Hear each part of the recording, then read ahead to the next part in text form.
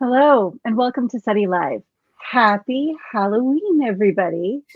I'm your host, Beth Johnson, Communications Specialist here at the SETI Institute. Thank you to everyone from around the world for joining us. Please let us know where you are watching from, and welcome to listeners on the podcast version of SETI Live, available on most podcast platforms. Today, I have the joy and fun and scariness of being joined by Dr. Robin George Andrews, who has recently, and by recently I mean just this month, published his new book, How to Kill an Asteroid, The Real Science of Planetary Defense. Okay, Dr. Andrews, let's start with a scary story. Tell me about the opening scenario in your book. Yeah, so the opening scenario is one in which we have chosen to do nothing or not anything quickly enough to protect ourselves from killer asteroids. So I throw an asteroid at Seattle. Nothing against Seattle, nothing against it. It's a lovely place, but I just don't feel it gets enough attention from apocalyptic asteroids. So or anything apocalyptic. So I sent it its way. And this asteroid is kind of the size of a football stadium, which sounds big to us puny surface dwellers, but for space, it's not very big at all. Like asteroids can be huge. This is a sort of mid-size asteroid, but it does a hell of a lot of damage. It's a perfectly fine Monday in 2046, and this asteroid smashes down in a fragmented condition into the ground and opens up a giant maw. It's like over it's about a mile wide, something like that. And, anything within that crater is just vaporized, turned into a fluid, all your worst nightmares. And anything just outside of there is buried by a wall of debris. And this all happens within a matter of seconds. There's no beautiful streaking across the sky of a meteor. It's just 3 seconds from the top of the atmosphere to impact. Boom, million people die. Sorry about that. So a bit spooky, bit of a grim way to start. But the point is, this doesn't have to happen. So it's a hypothetical. Exactly. So we are talking hypothetical. Seattle is still here, everybody. Let's not make this a War of the Worlds situation. It's fine. It's fine. Seattle is fine. But this is not like this is an out of the realm of possibility sort of scenario. This is what we talk about when we talk about planetary defense, is how do we, keep ourselves alive? The dinosaurs would like to have a word about this whole concept. As I like to say, if they had a space program, hey, they might still be the dominant species. But obviously I can't just, wave my magic wand and make an asteroid disappear. I'm going to be so on theme today, people. So on theme. So what can we do, Robin? Where do we go from here? It's all right. There's this rock. It's coming for Seattle. How do we kill it? Yeah, so these asteroids are called rather aptly city killers. If anything is about 460 feet across or bigger, it's guaranteed to take out a city if it hits it or near it. So there are 2 prongs of planetary defense. One is you have to find them before they find us, as is often said by planetary defenders, a real job you can do amazingly.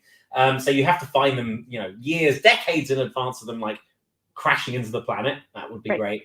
If you find them and they are found coming towards us, you basically have 2 options. You either deflect it away from the planet, like space billiards or something, or you vaporize it or disrupt it, as it's called, into pieces that are so small that they would just harmlessly burn up in the atmosphere. And both are kind of have pros and cons sort of thing. And sometimes you can use one and not the other. But yeah, you deflect it or you blow it up, you kill it sort of thing. So depends on the situation, depends on the emergency.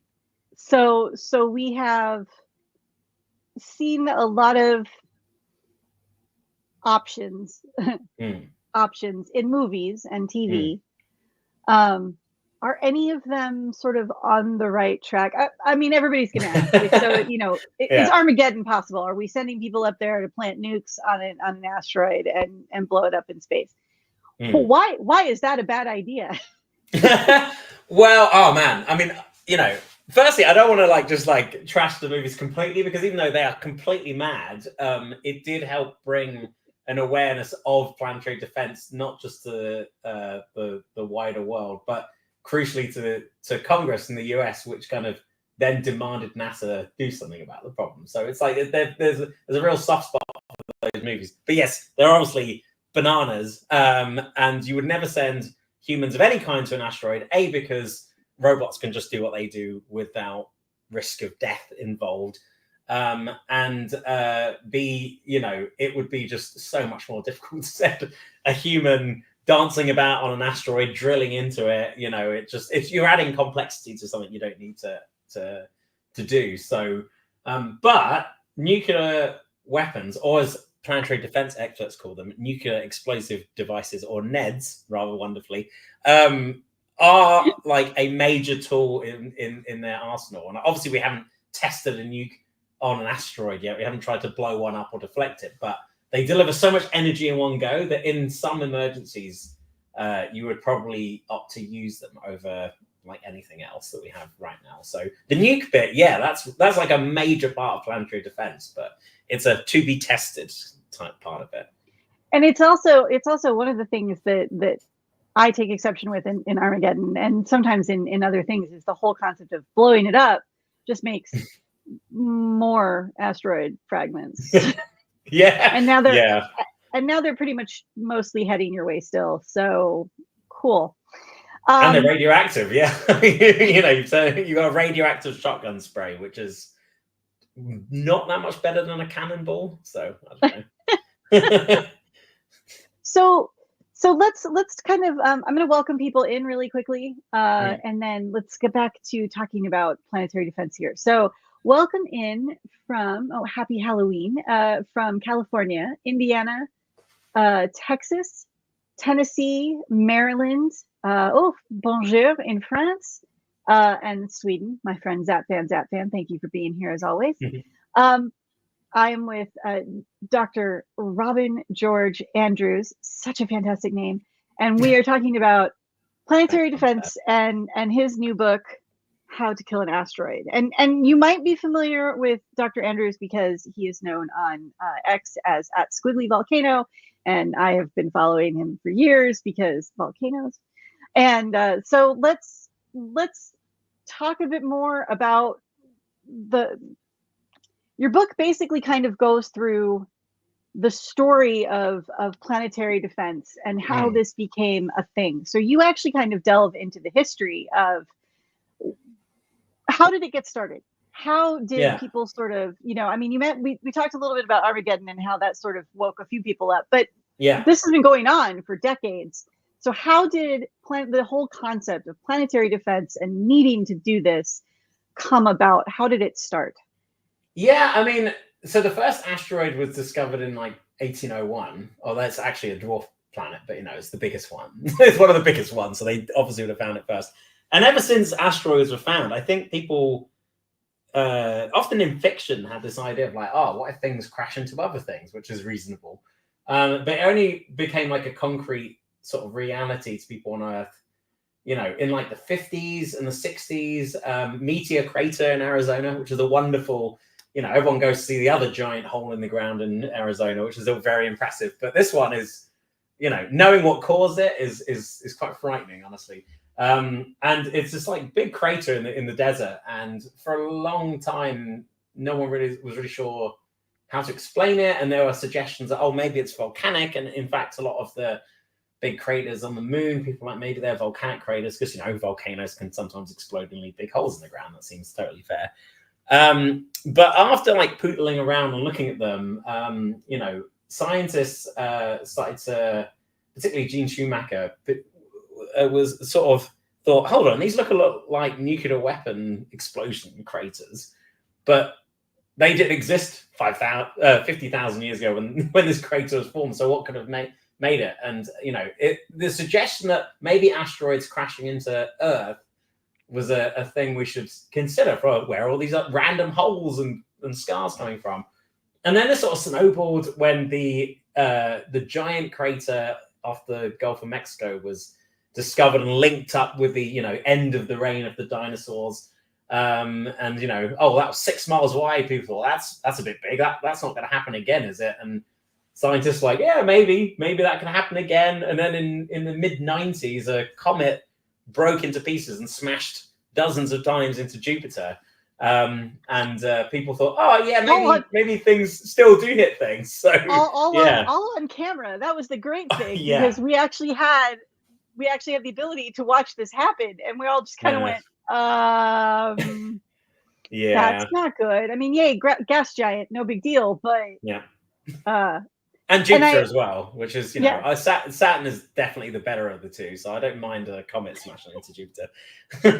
Well, and I know, like, there's also this I don't know if you talk about this, but there's this myth that you know, Jupiter is protecting us, that it saves us from this, and it's yes, but as often as it saves us from it, it also can send things closer to us by changing the gravitational tugs as well. So it's a chaos agent. Jupiter's just a chaos agent. It's like the Joker of the solar system or something. Yeah, it's not there to protect us. So okay, so we started exploding things here on Earth with nukes. We kind of linked up some things together, and so how difficult has it been to get a planetary defense, like to get it taken seriously, to have actual science and research? How difficult has that been, you know, for the scientific community, basically, to really get this to happen?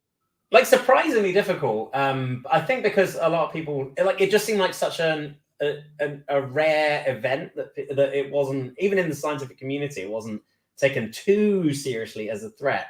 And really it kind of got started for two things. One was that comet repeatedly smashing into Jupiter. That really sort of raised some eyebrows. But at the same time, Lyndon Johnson, who was like an astronomy trained like major in the Air Force, wrote his sort of thesis, which was supposed to be about threats that America would face in 2020. What a year that was. You know, in the late 80s, early 90s, him and a bunch of other people at the Air Force were asked to like come up with, what do you think we should be worrying about? And he suggested the Air Force should do something about asteroids crashing into us, that if we wait long enough, one will crash into us. It just will happen. It's 100% certain. And no one really took him seriously until that comet repeatedly smashed into Jupiter. It was the best like I told you so thing you could ever have got, really, without like the Earth itself being hit. And then things kind of snowballed a bit from there. You know, Armageddon and Deep Impact came out in 1998, sort of coincidentally. Like, one is a bit more like an Arthur C. Clarke novel, but anyway. And you know, Congress was like, hey, NASA, do you want to find all these like so-called planet killer asteroids and comets that might be flitting about near Earth so we know none's going to hit us? And they were like, sure, we'll do that. We'll definitely get on with that. But even then, like, there was no Planetary Defense Office. There was no like real funding for this sort of program. It was mainly just look and find these things with what you've got. It really took a very small asteroid exploding like a sort of actual nuclear weapon above a Russian city in 2013 that really made people go, oh, damn. Yeah, okay, fair enough. We should do something about that. Yeah, that I think Chelyabinsk was definitely a wake up call. I was actually at the SETI Institute that summer. I was an intern for Peter Yeniskins, of all people. Oh, so, yeah, okay. You know, in the middle of it, he went off to Russia to go meteor hunting. I know everyone's shocked, but so I was definitely in that frame of mind when all of that went down. And for Christmas that year or next year, I think my husband actually got me a fragment of Chelyabinsk. So really, yeah. So, but you know, even this tiny rock, like that's what's left. Yeah. You know, there's not huge pieces of this, but it caused so much damage, and it's not even something that like impacted, right? This is when we talk about Chelyabinsk, we have to kind of, there's it's going to leave a 6-mile crater in the Yucatan, and then it's going to explode in the air with so much force that the sonic waves are going to shatter windows and injure people. Yeah. It was 60 feet across. It wasn't that big, you know. That's pretty small. Yeah. Yeah. I mean, we're not talking like this massive, you know, when you're talking about the one that that hit Seattle, you're still talking about something much bigger than that. So it is. I really do think that Chelyabinsk was kind of that. Oh, these things can happen. yeah. I mean, the fact that like something 60 foot across, it's like a bowling lane end to end thing, like a long bowling lane. It blew up in the sky, like the atmosphere stopped it from reaching the ground, and it came in at a really strange angle, so it didn't get as deep as it would have done. But it blew up with it was like 500 kilotons, I think, of energy, sort of thing, and that's just because it's still big enough to cause that much damage, and it made everyone go, well, if you doubled the size of that, it would be that Russian city would not be there, basically, So it was you could not have picked a better kind of wake up call. Obviously, it's horrible that 1,500 people got injured, but it was honestly remarkable that no one died. So yeah, it was, as a wake up call, it could have been so much worse. To what do you attribute this burgeoning awareness and this sort of snowballing effect? Because we have Asteroid Day, which talks about the Tunguska event, but a lot of people, I think, look at the Tunguska event and go, well, we don't really know what happened, and it was basically like 3 people and a handful of deer. So yeah, not necessarily. Luckily, yeah, like so luckily, my goodness, that could have been so awful. But that's the thing, like, because it wasn't, I think it doesn't really live in the collective zeitgeist as oh, this was a big deal, and the dinosaurs are 65 million years ago. And here again, we were talking about this before we went on air, there are some numbers that just they don't recognize. Your brain just goes, okay, it's a number. It doesn't have a visceral meaning. But Chelyabinsk came at a time where dash cams were becoming popular. So everybody had them. So we had massive amounts of footage of this coming in. The internet, of course, is here and thriving and doing all of the things. And so, not only did we have these dash cams, we had places to share these videos and talk about them. So how does it snowball from there? Because from there, I know, like, we start talking about OSIRIS-REx and Hayabusa 2, and now we're getting into what are these asteroids made out of, and all of it kind of leads to DART, of course, which I know is big on everybody's brain still. But how did we, what do you think was that turning point? Was it just the publicity of it, or the scariness of it? What really changed for the community? I think the fact that astronomers realize how, like, that sort of asteroid is really hard to see. Like, the Chelyabinsk meteor is of that kind of size where there's like tens of millions of these things in like near Earth space sort of thing. There are loads of them, and the odds of one hitting Earth in a lifetime is really quite likely, as has already happened. I mean, it wouldn't be surprising if another Chelyabinsk event happened again. Might be in the middle of the ocean, but it might be atop a city again. It might kind of go deeper and actually like injure people, kill people. Sorry.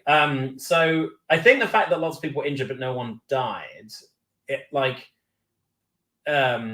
really, and the fact that like NASA already had this sort of really well set up array of telescopes looking out for like near Earth asteroids, and they did not see this one coming, which is fair enough. It's quite small, but it sort of made them really think about, okay, that was bad enough, but it's like the size of Tunguska, which is just twice the size of Chelyabinsk, or if a true city killer, something that's an order, just a few dozen feet larger than the Tunguska impact happens, they would be almost blamed for this. Like, who else's responsibility is it if they aren't looking out for these things and tallying them up? So that really helped. The fact that like there was already this proposal by someone like 2 decades earlier almost to come up with a planetary defense sort of office.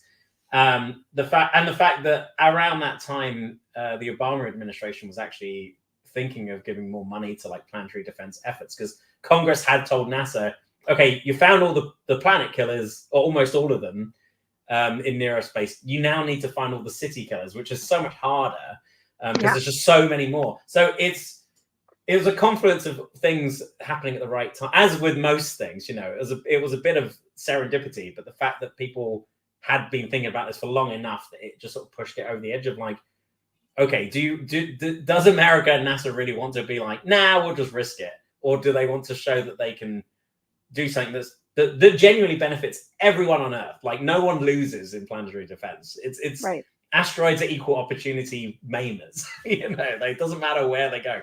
So yeah, it was a bit of luck at first, but yeah, it was also all the investment that had already been going on behind the scenes. So it needed a Chelyabinsk, unfortunately, to get tipped over. All right, I'm going to welcome in some more people, and then if you have questions for Dr. Andrews, please post those in the comments. We are watching for them as well. So we have the Netherlands, more from Sweden and Texas, apparently SETI Alpha 6. Okay. India, Louisiana, hello, Ron. Germany, hello, Sabine. Lots of our regular viewers. Thanks for watching, everybody. Okay. So so the history of this is, all right, there's a planetary, there's this idea that this can happen. We kind of understand now. The dinosaurs got destroyed by this idea. Now we've figured out that planets can get hit like this pretty regularly. Yeah. And that maybe worrying about, a planet ender, a planet killer is not necessarily the way to go. So we're looking at these much smaller ones.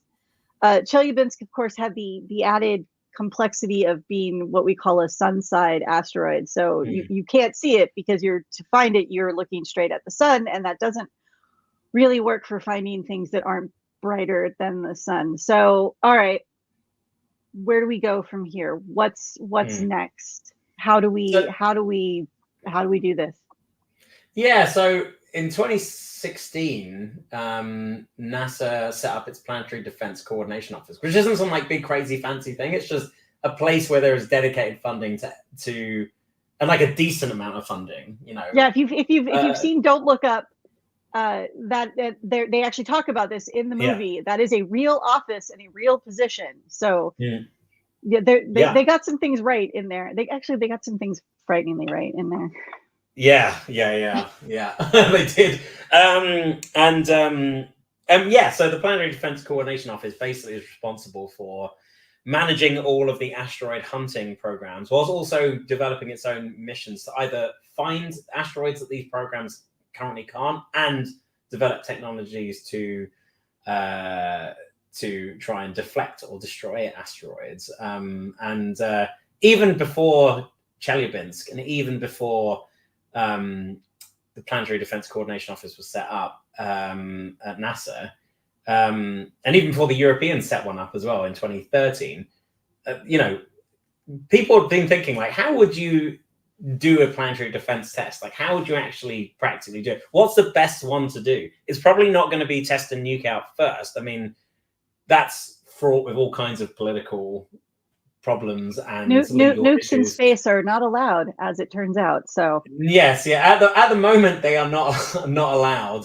But my goodness, who knows what will happen in the future? But yeah, they are technically illegal. So so people thought, well, the first thing we should test out is almost the most basic one, in that if you punch an asteroid really hard, but not too hard, can you deflect it without smashing it into all these pieces? Because if you have enough time, if you have like a decade or more, you would probably try and deflect it, because it's a more elegant solution. If you smash it into pieces, most of them may miss Earth, or they might be small enough to like burn up harmlessly. But you are creating like an explosively chaotic mixture of smaller but still potentially dangerous asteroids that can go in all directions, some still towards Earth. Right. Mostly people don't want to do that. So people are like, let's try and deflect an asteroid. How would we do that? And it took people like 2 decades to come up with a really good way of doing this that wouldn't like cost so much money that they would never be, they had to like show they could do it almost cheaply, which is kind of mad, but it's the way it works. So how do you deflect an asteroid? It turns out you need 2 asteroids. You need an asteroid orbiting around another one. So when you deflect the smaller one going around it like a moon, it doesn't just fly off into space and cause havoc. It still stays around the bigger one, but you've changed how it's orbited it. So it's like a proof of concept. You can deflect this asteroid. So they just needed to find a target. I think that took a while. And that brings us, of course, to the DART mission. So the DART was the Double Asteroid Redirection Test, and it basically punched an asteroid back in 2022. Was it 2 years ago? It was 2 years ago. Yeah. Amazing. It was on my kid's birthday, so I really remember the date very well. Yeah. So fair enough. You know, I just have to remember the year. But yeah, so we basically punched a rock in space and changed the orbit of it by a little over 30 minutes. So we shortened its orbit. So we did the thing. All right, proof of concept. Yep. But now what? Now what do we do? Is there another step from here? Where do we go now? Yeah, so that's a really, like, in some ways it has an easy answer, in some ways it's difficult to answer. So, like, what the DART mission accomplished seems like it went so effortlessly, eventually anyway, it, like, once it actually got to its target and hit it, despite the improbability of it succeeding at one point, it worked so well, and it deflected that smaller asteroid Dimorphos like 25 times more than they expected, than a solid rock would have done. It kind of showered out all this debris, and it kind of acted like a rocket and pushed the asteroid off even further. It was just like a complete resounding success. A lot of people wanted to do DART again straight away. People were like, let's do it again on a different kind of asteroid, because not all asteroids are the same. You know, they won't all be deflected in the same way. Some people want to have a go at some really hypothetical concepts, which we can get onto in a bit. But the main problem now is okay, we can deflect an asteroid, a city killer size asteroid as it happens, like the exact one that we're really worried about. But we don't know where most of the ones in near Earth space are. That's kind of a problem, because you can't deflect what you can't see. So everyone's focus right now is going on to the rather expensive but cheap by Earth-saving standards near Earth object surveyor, which is like a sniper in space that's going to look for all those city killer asteroids that haven't yet been found, including the sort of ones that are blinded by the sun's glare kind of thing. It's really an incredible instrument that should have been launched 10 years ago. So everyone's focus right now is we need to know where all the dangerous asteroids are. We have to speed this up, because there's no point. We've kind of moved back a step then. So okay, we know we can deflect them, but now we need to go back to the finding them, because we were so focused on planet killers that we probably should focus on city killers now. And so now we're kind of taking another step back, but again, it's also still a step forward, because the technology has gotten better. You know, we've got, Neos is going to just do amazing things. So that's incredible and really, honestly, I feel like planetary defense has kind of come into its own in just this last decade, like you said, since Chelyabinsk and a little bit before that, but it really has been kind of moving very quickly. I mean, the fact that I can have so many SETI lives about planetary defense and cover different aspects of it really says something about how much we have sort of flung at it. Okay. Yeah. But it has, it's like it went from completely conceptual almost to, there is funding to deflect asteroids and develop technologies and to find them and launch missions. It's pretty impressive. Yeah, it really is. I mean, you don't see this happen often, where it goes from theoretical to practical quite this quickly. And it's great that it has. This is I think really the amazing thing about the science community is that if you give us the money and the time, we can do amazing things. Yep. So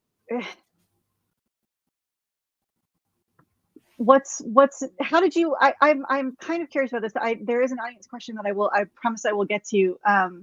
But how did you go from Volcanoes to planetary defense? What was the jump here? That, I mean, I kind of get it, but I kind of do sort of all of it myself as well.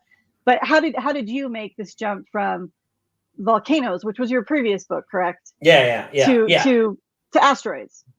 Yeah, I mean, I am just a big kid, really. So I quite like anything that makes me feel. You know, when you like, you still get it when you're an adult, but when you're a kid, you know, sometimes when you're confronted with something that's absolutely impossible to control in nature, or that feels almost impossible to control, you know, but you can understand it, it makes you feel quite small but almost insignificant, but in a way that's I find kind of wondrous anyway, that there are things way bigger than us that, you know, you can understand. And noble things anyway. And volcanoes are just something I've always loved as well. And I've always loved space. Like, it's really hard.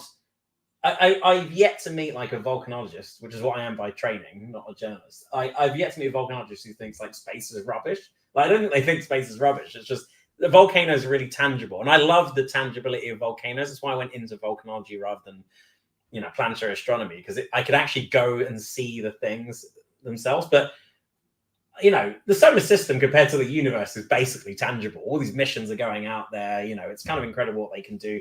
Just chasing asteroids about, you know, comets about. It's ridiculous. You know, volcanoes are giant explodey things that we have little control over. Asteroids can become giant explodey things, but weirdly, we can completely control them. If, you know, it's almost like a simple physics problem. You can't plug up a volcano. They will always do their thing, mostly beautiful, but sometimes really harmful. Asteroids, similar, but if you know where they all are and you can, you know, you can, as we have shown, deflect them and maybe vaporize them if you're late on time. Like, you can do something that's previously been ascribed to like deities. It's kind of amazing, really. You can prevent an entire category of natural disaster. So, you know, they're both big dramatic things. It's just volcanoes inspire awe, but a bit of terror sometimes because you can't control them. Whereas asteroids, often people think of quite fearfully, but you can completely control them, which to me is incredible. I think, you know, it's the magic of science. I really love that explanation. I guess on a scale of it, I definitely feel similarly. You know, I got in. My love of geology, of course, came through sort of the earthquakes here in California, but prior to that, volcanoes. Mostly because I don't live someplace really where volcanoes are an issue. So, you know, for me, it's like that amazing thing over there, and I will happily go and see it. And I want it to, like, you know, I want it to erupt. I just don't want it to hurt anybody in the process. So, let's, you know, Hawaii is. I love watching Kilauea. But it does destroy things. So, you know, I kind of got into volcanoes in space. So you would understand why Io is my favorite moon. Io is just a show off. Yeah. But back to planetary defense. So this is the audience question that I want to ask is, what is the completeness of the data? This is from Zapfan on 140-ish meter asteroids in near Earth orbits. So we've talked about how we're pretty certain we've got all the planet killers down and over a certain size, which I think, are we still at the 1,000 meter? Yeah, it's 1,000. It's a kilometer and so 2/3 of a mile and bigger, basically, is like the planet killer size. They found more than 90%. Not all of them, but like these are the ones that are like blinded by the sun kind of thing. So Neo Surveyor will quickly scoop those last ones up, but almost all of them, and none of them are on any dangerous trajectories. So. Right. Yeah. So, and we know that as far as that's concerned, for at least the next 100 years, we're good. We're okay. Yeah. So where do we break down from there in the data on, say, like as that fan is asking, on the 140-ish meter ones? I mean, I'm willing to start at 500 meter. Do we know where's the next line drawn in the sand?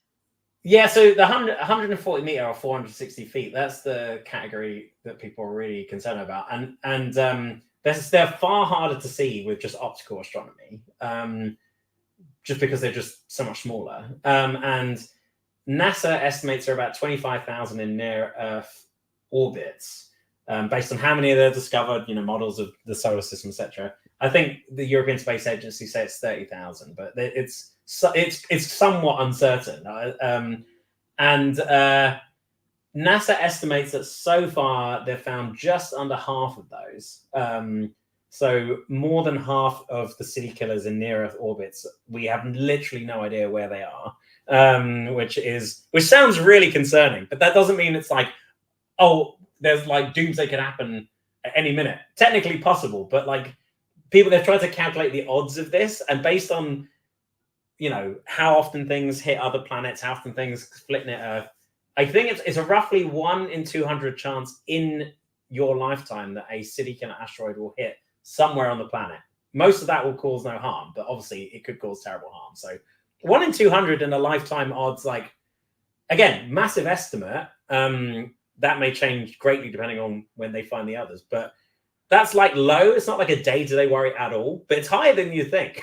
That's the thing that really struck me. It's like, what's the other way someone put it? If you have every decade you draw 5 cards, and if all 5 are, if 4 of them are part of the same suite, then a city killer will hit somewhere on Earth. So again, very unlikely, but not impossible. Right. So So what do we know about the 140 meters asteroids? I think the main issue is we found less than half of them. I think that's the thing that's like most concerning at this point. So happy Halloween, everybody! Happy Halloween, everybody!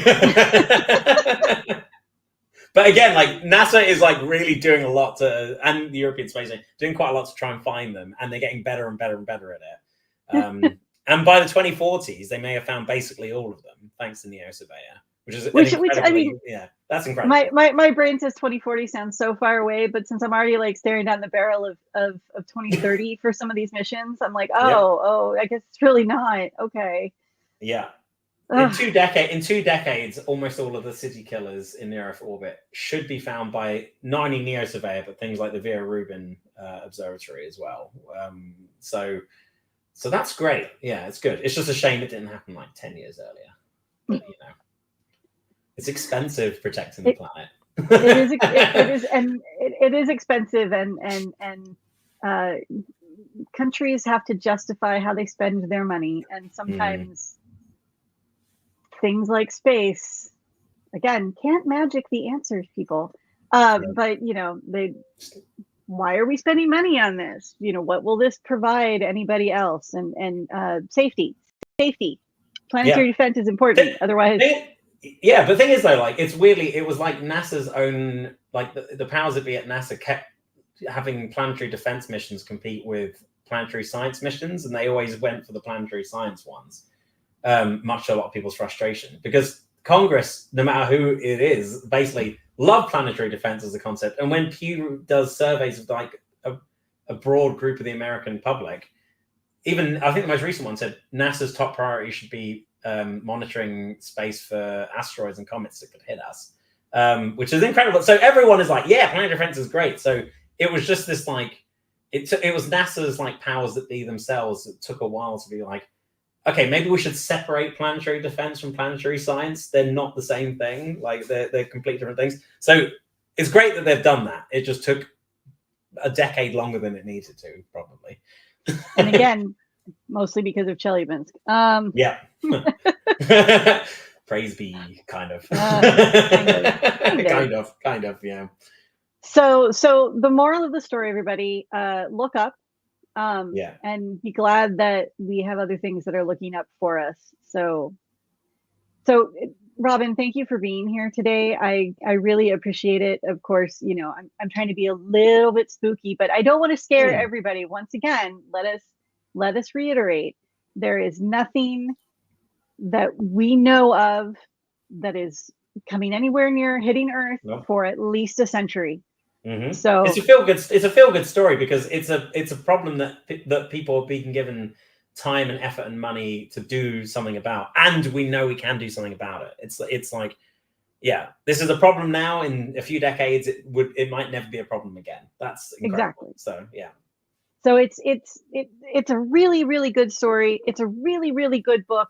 Everybody, once again, Dr. Robin George Andrews and How to Kill an Asteroid.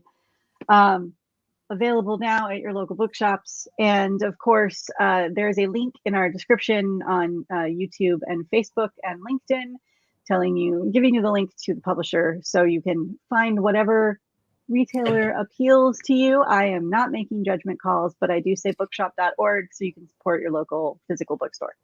Yeah. Thank you once again, Robin, for being here. Much appreciated for you joining us. You are in the UK, of course, so it is evening. Mm-hmm. It is Halloween night there for you now. It is. Yeah, it is. Hopefully no spooky asteroid impacts happen. do you get trick-or-treaters? Is that a thing over there, or no, not so much? Yeah, no, we do get them, but it depends. Like, I mean, my dog's not a fan of trick-or-treaters, so I think she scares people off a bit. You know, people dressed up in spooky things knocking on the door is not her jam, really. So we do get them, but you know, it varies. It varies. Happy to give out candy, but I hope she has a safe night and isn't too stressed out. And I hope you get to see some good costumes and some, you know, enjoy the evening. I'm looking forward. Obviously, I'm looking forward. Yes. I'm being ridiculous today. I've dressed the part. And we're hoping our neighborhood is having our first Halloween celebration, so we're really excited about this. Oh, so, nice, yeah. Cool, good stuff. Yeah. All right. Well, everybody, thank you for taking time out of your Halloween to come watch us talk about how to kill an asteroid and save ourselves from rocks in space. Very, very important thing. As a reminder, the SETI Institute is a 501c3 nonprofit. Your bits, subs, super chats, and stars all support our outreach and education programs like SETI Live. This is my PBS spiel. So if you would like to help support us, you can do it through the platforms you are watching on it in most cases, but you can also go to SETI.org/give now, or just go to SETI.org and hit the bright red donate button and help us support doing all of these things. I will be back next week, and I'm hoping, if we get the schedule done correctly, that we will be talking about planetary defense involving those nuclear explosions. So those NEDs that we were discussing a minute ago. Theoretically, people have proven that it will work, and I will have a scientist on who can talk about that. So thanks, everybody, for joining us. Have a fabulous Halloween and a great rest of the week. And thank you once again to Dr. Andrews for being here today. Thanks for having me.